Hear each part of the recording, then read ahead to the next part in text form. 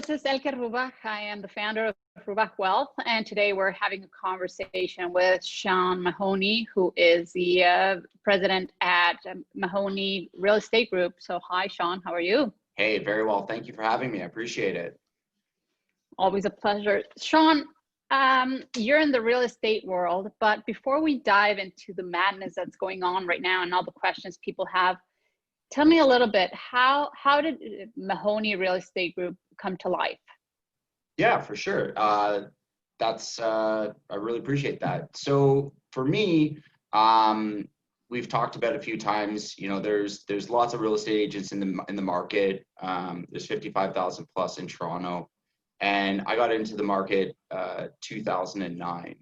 And why I got in there was I started actually investing in real estate when I was 22. And having dealt with a few realtors, I just felt with a corporate background and a business background and a family of entrepreneurs that things could be done differently. What I mean differently is treated a lot more like a business. And so from there, I made the decision that I would grow my real estate into an actual business and set what I would think is different standards. And so from there, the Mahoney Real Estate Group formed, and really where it formed from was when I would do deals or when I would hear other agents in the office, because the average agent does, 66% of agents do less than 4 deals a year, which is a pretty scary number. And, you would regularly hear agents, oh, I've got a listing, and, do you have a mortgage broker? Do you have a lawyer? Do you have a insurance person? And I kind of was shocked that, people were going around who were essentially selling people's largest assets, but they were so discombobulated. They didn't have any structure. They didn't have a team around them that they could necessarily count on. And I thought to myself, well, this is kind of going on everywhere. And what I made the decision building the Mahoney Real Estate Group was collaborating with a lot of like-minded, high achieving or very well respected individuals within the real estate realm, so that ultimately at the end of the day, when I work with my clients, I know, because I've vetted them, I've worked with them, that whenever I work with my clients, they're getting like the top-notch service absolutely provided. I'm not saying they're the number one in everywhere, because that's subjective, but I know that I can fully trust them. And the other benefits of that is, like, if you have different individuals working on one file that don't talk to one another, then ultimately at the end of the day, if there are issues, nobody's really picking up the phone to talk. Like, the mortgage broker isn't talking to the lawyer because they don't have a relationship, or the lawyer is not talking to the insurance person because they don't have a relationship. And that was also something really, really difficult to deal with. So ultimately, I created the group with the idea of providing a level of service that I felt was really lacking within the industry. And I think that's where we overlap. We always say that anything that has a money conversation, be it buying real estate, being a real estate investor, having your financial plan, having your insurance plan in place, anything that has to do with money very quickly becomes an emotional conversation. And coming from a multidisciplinary approach as well, we think that it's so important that you can surround your client with the team of experts that will help that client remove the emotions from a very emotional decision. So, and that's where you and I met. So without further ado, what's going on in the real estate market? Yeah. Should we buy? Should we sell? Should we rent? Should we hide?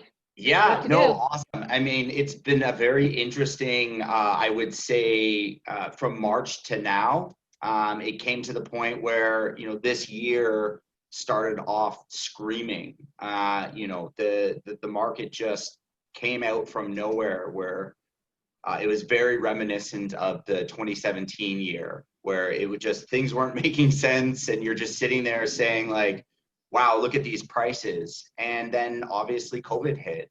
From the COVID perspective, we didn't really know what we were getting into, and a lot of people thought the sky was falling, and I thought it was a litmus test to see where the strength of the market could go, because for many, many years, people have been talking about the Toronto real estate market being a bubble, ultimately being, this ever waiting drop. And I was waiting to see what would happen there. And certainly, I mean, listings came off the shelves or went back onto the shelves. Inventory then went really low.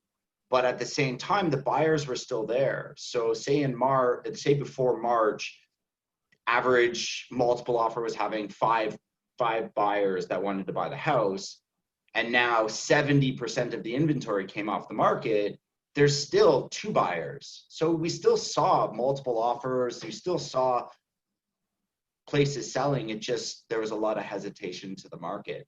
And ultimately what it did was it held off the spring market. So March, April, May is typically, the hottest time of year to be selling. And that all came to a screech. So, there was a lot of hesitation. There was a lot of like, where our business is going to be, what is life going to look like, and how are we going to trade real estate?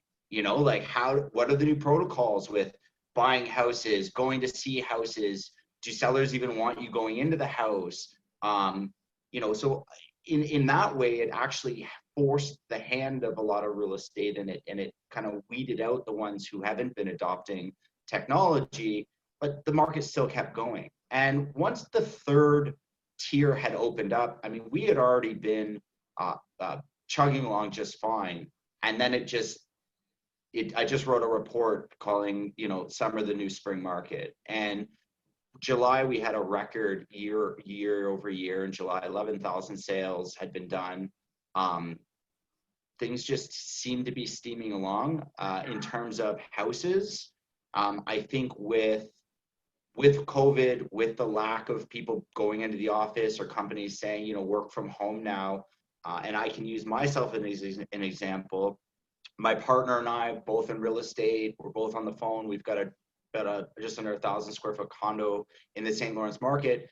But after this time that we've been here, we've really recognized and rejigged our lifestyle. And what does that look like? Do we want to be in a condo? Is it large enough? Do we want rooms? Are we going to need another office? And I think that started to be a trend for individuals where in all age groups, where what does my life look like pre-COVID? What does my life look post-COVID? And how have my values or what's important to me changed in that period of time?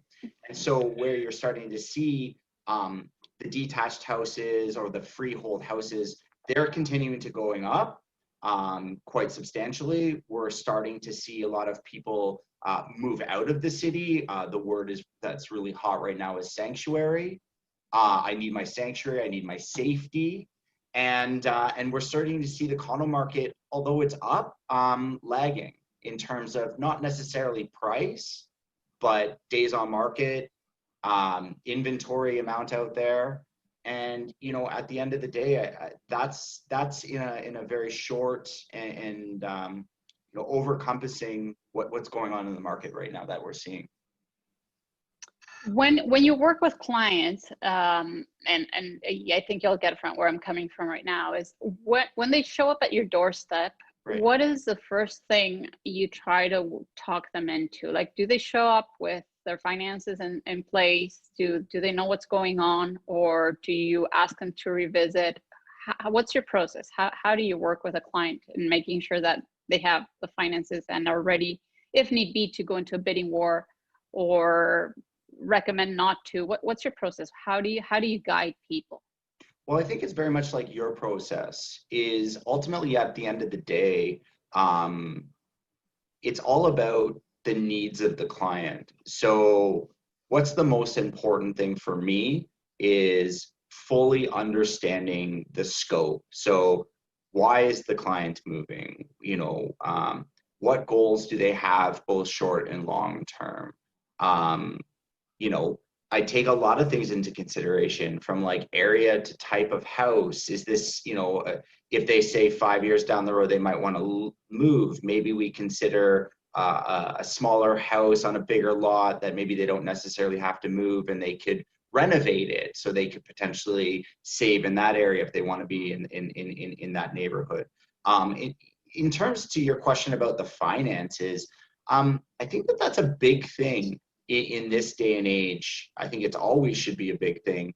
But with regards to finances, you know, it's really just having that conversation about like, what does your down payment look like?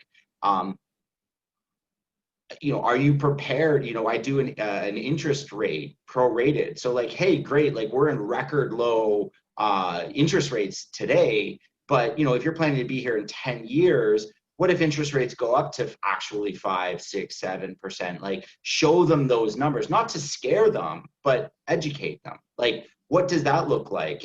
And you know, if I have a financial plan where I'm working with a wealth manager and you know, I've committed to put this much per month away to help grow that aspect of my business, how would a 6% or 5% interest rate affect my ability to continue that goal?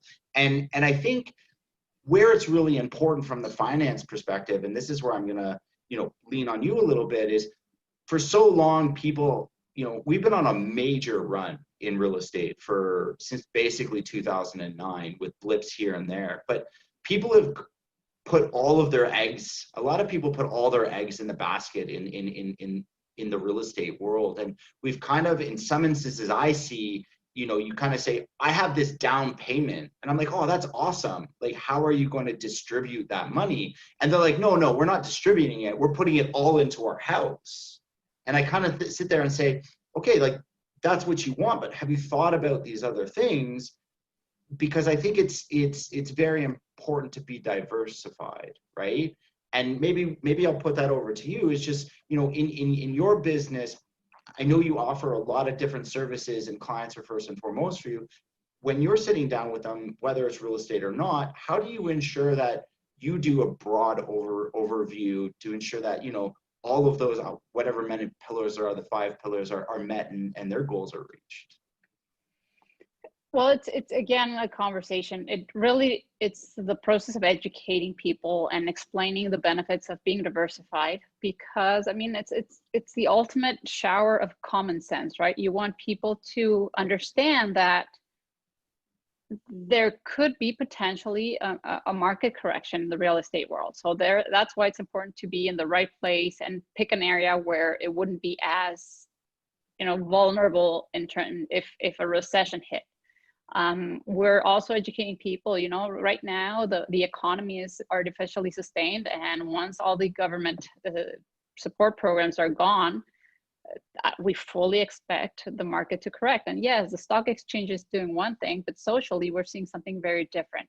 Now, do we have a crystal ball? No, we don't. But what if, right? We want to make sure that all the options are considered and people understand that nobody will ever be able to time or beat the market. There's too much information out there, and by the time, you know, you make a decision, things have shifted. So it's putting the overall wealth of the client in perspective and figuring out, you know, how to divide it into different buckets. And this is the money that will go into real estate. This is the money that will go into protecting yourself. This is the money that will go into equity. If they want to go cowboy with a piece of that and it allows in their plan, absolutely, we can do that too. But it's the importance of not following, you know, my friend told me that this is the next performing, totally promise, no risk, top performing equity. This is a guarantee. You got to grow. Exactly. It's kind of like the same thing as, you know, all you can eat and lose weight. Yeah. That doesn't work. Or if it does work, only chemists know what you're putting into your body. Right. So it's common sense. It's having the conversation, exploring different options, bringing experts to the table, the multidisciplinary approach, all those things that are so important. So anyway, but Sean, I think we should have more than one conversation because there's so much more to talk about. So let's cut now and have a second and third and fourth, because we do have so many questions and clients and friends, you know, ask, you know, what's going on, what's happening in the residential, what's happening in commercial, should I be investing in the industrial, should I lease, or should I sell, what to do. So there's so much more to talk about, and we like to keep these segments short so people actually have time to watch them. Yeah. let's to be continued. Thank you so much. We'll work on the next one. Awesome. Thank you very much for the opportunity. I really, really appreciate it. And I look forward to continuing this for sure.